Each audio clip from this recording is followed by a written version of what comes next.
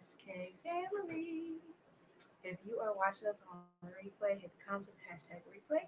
If you're on Facebook, you'll notice the replay because the little red dot in the corner that says life won't be there anymore. For those who don't know, my name is Stephanie. This is my lovely wife, Katia. We make up HeySK. We are life coaches who help people release their fears and self doubts so they can have happy and healthy, authentic relationships with not only themselves, but those around them. And we got some pretty dope merch too. As you are hopping on live, please hit the comments with #HeySK. Hey! Hello, hello, hello. Give me some hearts. We know that our sound is working. And if you are new, which means you're new to our channel or somebody shared you on Facebook, go ahead and hit new so we can officially welcome you to the HeySK family. And I'm going to pass off to Kid, and she's going to tell us why we're here. So, um, being in a marriage and in a relationship, some people do it for various reasons. They do it for clout. Some people don't like to be alone. Some people just want some arm candy. Whatever your reason is, cool. But that is not the case for HSK. My wife and I, we work diligently and daily and put in effort to make sure that our marriage is healthy. Um, and a lot of times people think healthy means, oh, you think you're perfect. No, healthy means that on the days where you have to dig deep, you have filled your emotional, mental tool bag up with things that can help you get out of those situations a lot faster. That's a healthy relationship. I recognize that we don't always see eye to eye, but we're gonna make it happen. So that's what we are. So with that being said, my wife and I both love to read in general. I'm more help read personally, and she likes. I like sometimes the dystopian ones. Like I really like Harry Potter and the Hunger Games and stuff like that. But together we read things and books that we feel like can help our marriage. So when I deployed in 2017, we go to this thing called Yellow Ribbon, and they have free stuff for veterans and their families. Well, they had a book station, and they had this book there called "Fighting for Your Marriage." Um, and I know some people think when they see a couple reading this book called "Fighting for Your Marriage," they think, "Oh my God, you automatically have issues." No, fighting for your marriage, you should be fighting every day for your marriage. That means putting in daily effort to make sure your marriage, your relationship, if you're not married yet, sustain. That is fighting. That's the problem I feel people have, that they don't fight for their marriage every day. And fighting doesn't mean negative. This means you put in a daily effort. And this book just shows you how to take two people from two different walks of life. They let you know why you have these things going on. And then they show you further on throughout the book how to work together. So this morning we read out of the chapter we're reading. We read like a few pages every day. We have off a little bit due to scheduling, but now we're back on. We figured out a way to make this work with the schedule that we had. We came across a area in this chapter that we were reading, and it said, "What is intimate to you?" So I thought this was a great topic to have a conversation about. Hey, Sloan. Hey, Sloan. So if you're watching live, tell me what intimate means to you. And so Steph and I asked each other that question. Just because you're in a marriage and a relationship doesn't mean that intimacy means the same thing to you.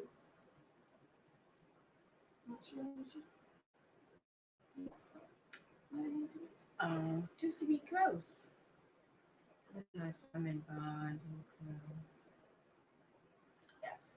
And to me, intimacy means connecting on a deeper level, like, and it's not just sexual. Intimate moments can turn into sexual moments, but not all the time. And like I told my wife today, as I grow as a person, I realize that being intimate is sharing a space that no one, you can't share that space, you know, it's something that you share with your partner. And some people have multiple partners and build that connection. but it's just not something every day to me. And like it could be sexual, it could be reading, it could be conversing and having a conversation with your partner on a deeper level. Think sharing things that you wouldn't ordinarily share with someone else. And what I learned is that when you get in a relationship, for me, this is how I feel about getting into a relationship. Your happiness is no longer your problem. Your it becomes it's that person's responsibility, not your happiness. Your needs, not your happiness, your needs. So my wife shares her needs with me. It's my job to fulfill those needs. I do the same. Like if we wanted to fulfill our own needs, we would just stay single. And I think a lot of people forget that. Like when you sign that virtual contract, when you get in a relationship with someone, you're pretty much saying that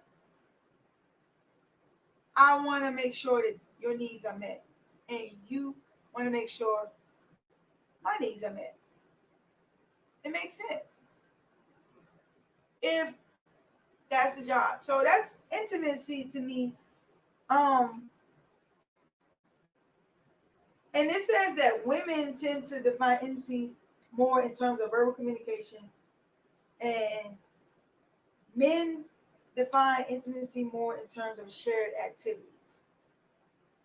And I don't know, if that's true for your relationship, but it kind of makes sense. Because I know for me, like conversation is more intimate to me, but I also have a little bit of shared activities. Um,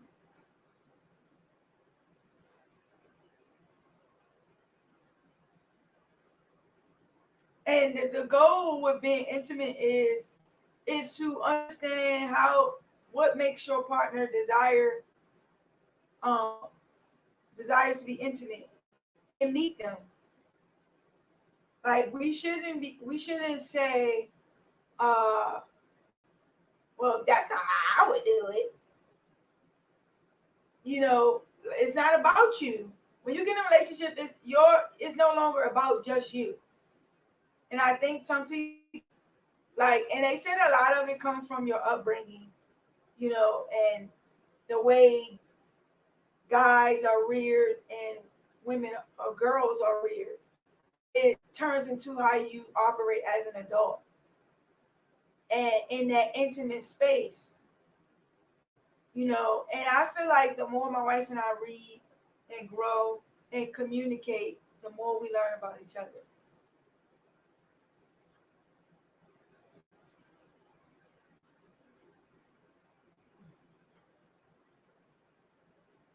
And then this is another thing that I like that I thought was good.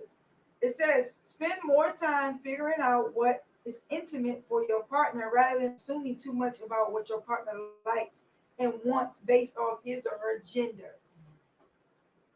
I'll read that one more time. Spend more time figuring out what is intimate for your partner rather than assuming too much about what your partner likes and wants based off his or her gender. Like, just assume because you're a guy, you guys must want this, or because you're a girl, you must want this. And then when they don't desire the things that you think they should desire based off their gender, then you start name calling. Like you start side eyeing guys for certain things and women for certain things. When just accept them. I don't think we do enough of asking questions. We come in the relationships with preconceived notions about people based off their gender. And it just takes a second to say, you know what? What does it mean to be intimate? What is your desires? Intimacy means to me cuddles, walks in the park, etc.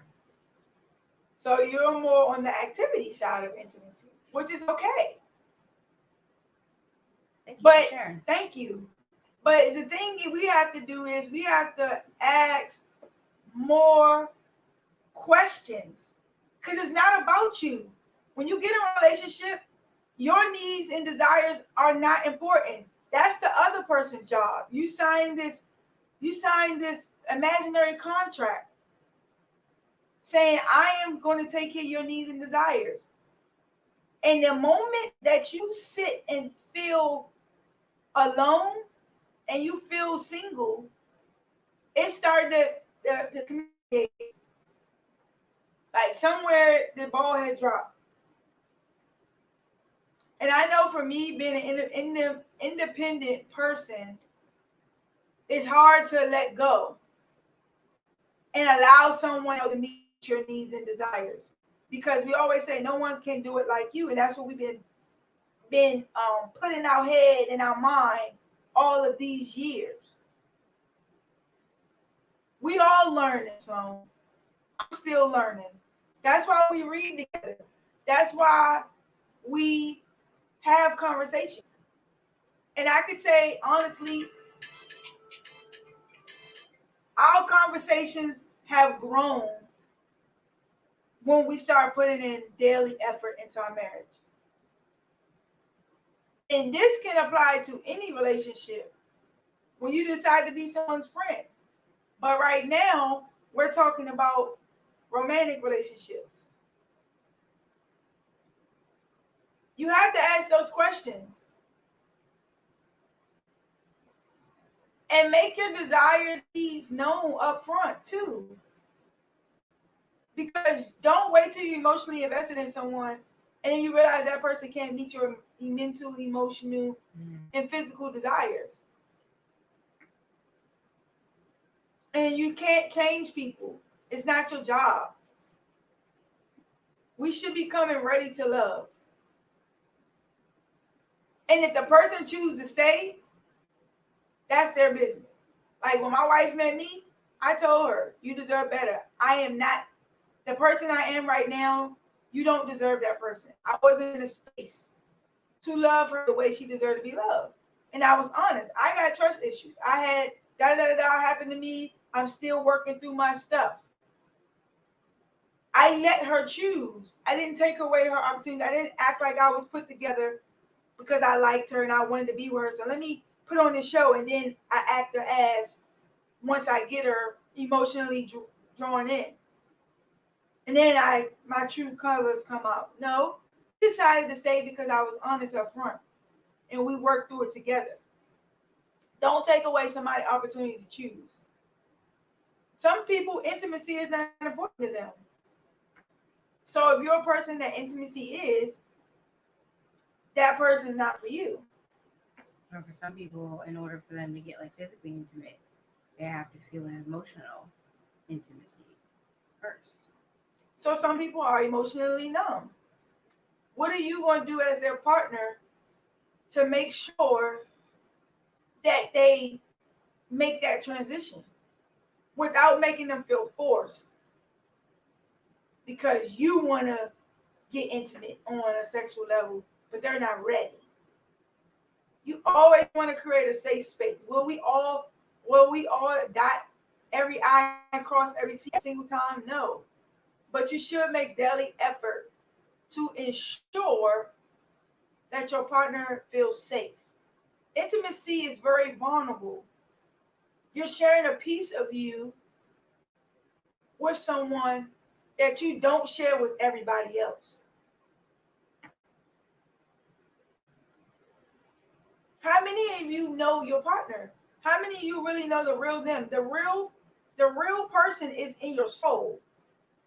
The way you connect to somebody's soul is through their eyes. How often do you sit and look in your partner's eyes?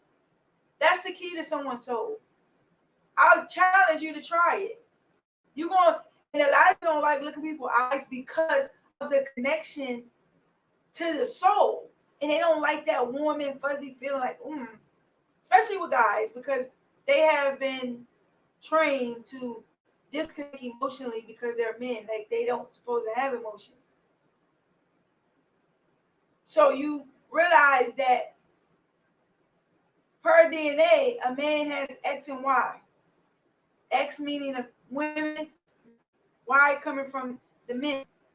So when you detach a man from their X, not EX, but the X, you're detaching them from the female part of them. And I don't mean gay.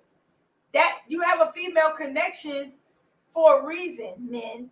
Is that because when you deal with a woman who's made up fully of emotion and you lose your X, you lose your sense to connect with the woman on an intimate level, which most women desire. So when you raising your sons to be all tough, it's fine, but don't strip them of their X, because you're stripping them of their sense to connect with a woman who's made up of all X. And yes, we have testosterone levels in us, but we are designed for a reason, and we're designed that way for a reason. But society, preconceived notions, family upbringings tend to try to strip up of our natural instinct. You can't be intimate without the X. And if most women desire intimacy, most, of some level, and if you can't connect with the X, and some women lose their X along the way, and they all X because of society and things that they have to act. I don't care where you are. If you are a woman who's transitioning to man transitioning to a woman, it doesn't matter. Don't lose your sense of the X, because you're going to deal with somebody down the line that is an X. We're wired that way. We just have to, you don't strip somebody of something. You just teach them how to tune in and out of that and create balance. Intimacy is important. It's how you learn the person. And when a person feels safe with you,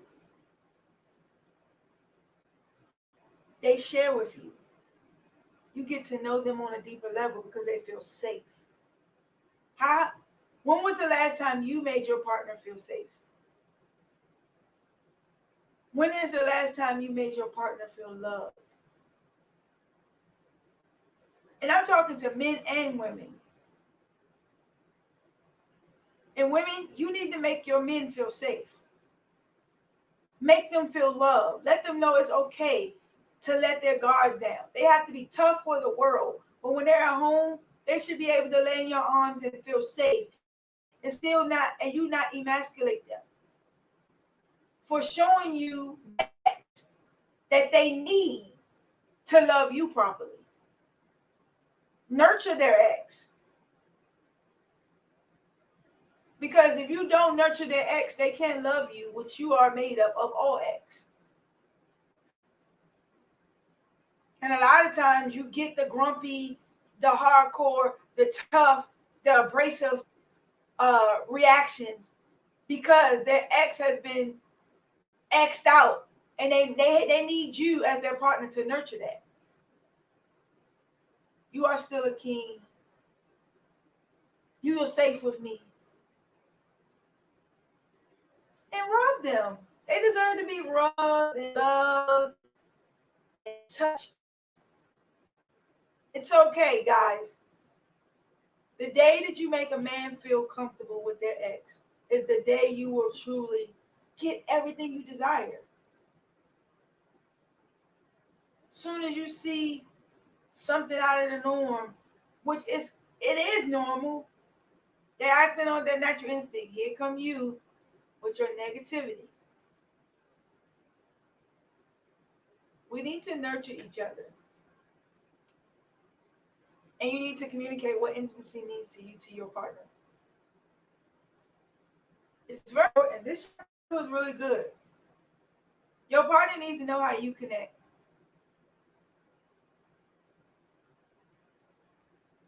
You know, I want to know how my wife connects. She wants to know how I connect.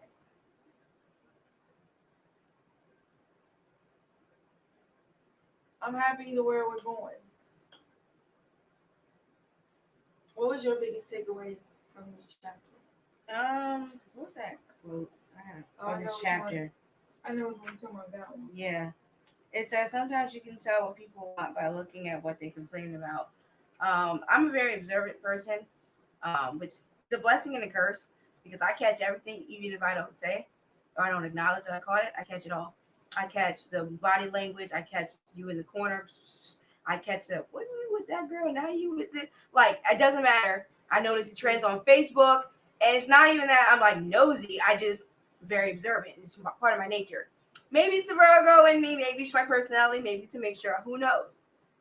Um, so I typically catch those things.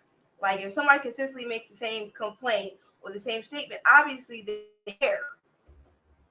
They cared enough to mention it the first time, and they obviously didn't get the response that they wanted, so they do it again, and again, and again, and again until they get what they want. Or the person just tells them to shut the hell up because it just seems so annoying because they feel like they're nagging. And I thought that was true because like I generally can tell people, even coworkers, like it's crazy. Like I'm like, oh, I know you like that. And bring breakfast. They'd be like, oh, I hate it. I hate myself sometimes.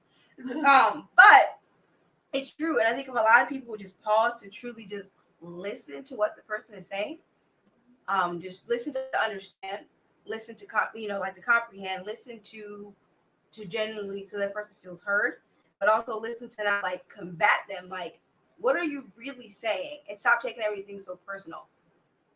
Because sometimes it's not you. It's telling you in the best way that they know how. Because communication, let's be honest. Hey, girl. Because communication, let's be honest, is not their strong suit. So they're telling you, I don't like it.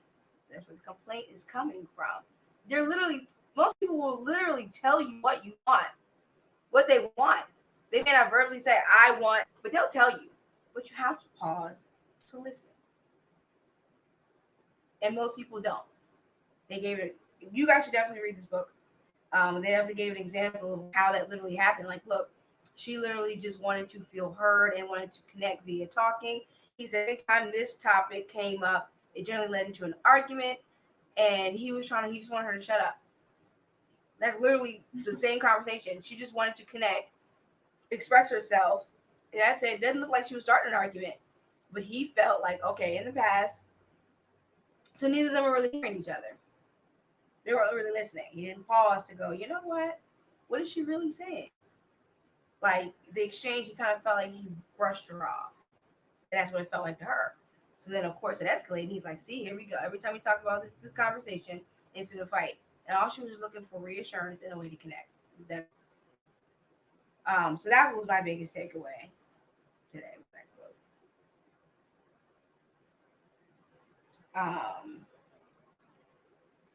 Yeah.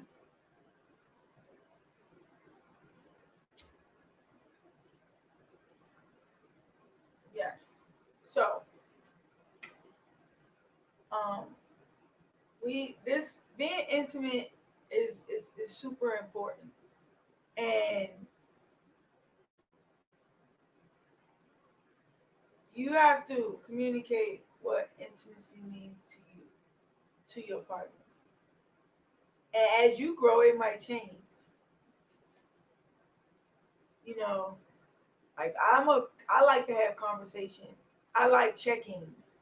That's a big deal for me. Some people don't like to check in. Some people are go with the flow. Go to work, come home, go to bed, do what you do, go to work. Like they're very routine. You can't grow. You can have a routine for structure purposes, but there needs to be some time where you come and check in and um, have a conversation.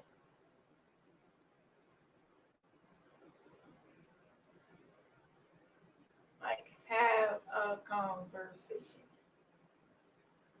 Um, and I just thought that like this was a great topic to see, what other people thought about it because some people don't feel like intimate is important. Some people don't, and that's why I wanted to see what people thought about it. Thanks Sloan for sharing. Cuddles walks in the park. That that needs to be communicated to your partner. No one is mind reading. I think we come in a relationship like, oh, you grown, you've been in a relationship before, you should just know. Every relationship is different. People desires are different. Excuse me. Throat dry. People desires are different. So, but that is true. You need to ask myself, what is my partner complaining about? How can I fix it? Or at least sit down and understand it. Remember I said a man is made up of X and Y. Their X is burnt out from childhood because they want to take that part away from them. But they're made up of that. That's in your DNA. And a lot of times men can't nurture a woman because their ex is gone from people trying to make them.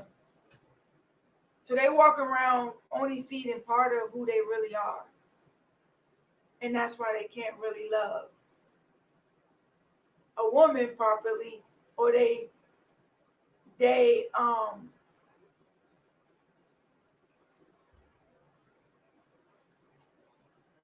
one likes or considering intimacy doesn't mean that would cross another person's mind. Facts. And that's why it's important to communicate your desires. It's important. Communicate. And even today, when we were reading this chapter and we asked each other, it was like some of the stuff I really didn't know. And she was surprised that I even shared some things because normally I don't. But we're we're opening up. It's awesome to see your own growth in your own relationship, in your own marriage, when both parties wanted to work. So that's all I have. And that was my takeaway. Remember, listen to your partner complaints. That's what they're telling you that they need to fix.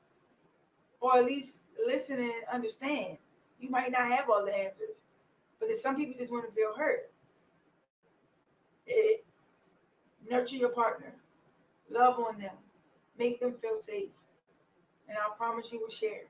Look into your partner's eyes, because the eyes are the pathway to the soul, which is who that person really is. And people they look away, they don't like to look in eyes because of the way it makes them feel. Sharing that eye space makes you become vulnerable. And people don't like to be read because of history in the past. That's all I have. Yeah, that's all I got too. So if you're watching a replay, or those who tuned in, thank you for engaging. Thank you for your support to ASK. We would definitely, uh, definitely be seeing more of us. Yeah, thank you so much for your time. If you are watching this from YouTube, don't forget to like and subscribe and tap that bell so you can get notified when we post it go live. Mm-hmm. I've got some things working. Now we got a plan for this channel. If you're on Facebook, don't forget to make us your favorites. Give us a little star, so that way you'll also be notified when we go live. Yeah, that's all. So with that being said, remember, you are the master of your destiny. You control your future. Do something daily to get you closer to your goals. This your girl Kate. I'm the Kate from SK. This is my lovely wife Stephanie. She's the S from SK. Have an amazing day on purpose.